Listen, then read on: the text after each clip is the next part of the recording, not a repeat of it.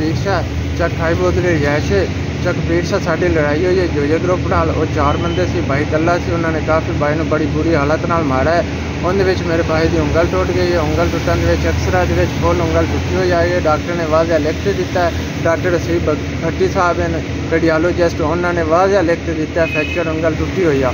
Doctor Rao Kasim मंजूर साहब और पुलिस काउंटर के शफीक पुलिस काउंटर शफीक अहमद उन्हें रलते मेरे को शफीक अहमद ने मेरे को 1 लाख रुपया डिमांड किया है। सर असी माड़े बंदे सी मैं सैयद झूठ नहीं बोल रहा मैं हल्फन कह रहा उन्हें मेरे को 1 लाख रुपये डिमांड की है मैं वो नहीं दे सका। उन्हें साथबाजी दूसरी पार्टी को पैसे लैन या जो भी किया।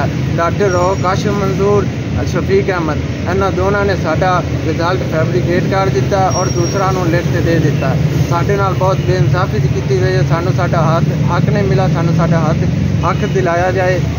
सरे दे वाजिया उंगल टुटी हुई सी भट्टी साहब रेडियोलॉजिस्ट साहब उन्होंने वाजिया ऊपर लिख के दिता होया सानू लेकिन सानू कासिम मंजूर साहब और शफीक पुलिस वाले ने सानू कोई इंसाफ नहीं दिता।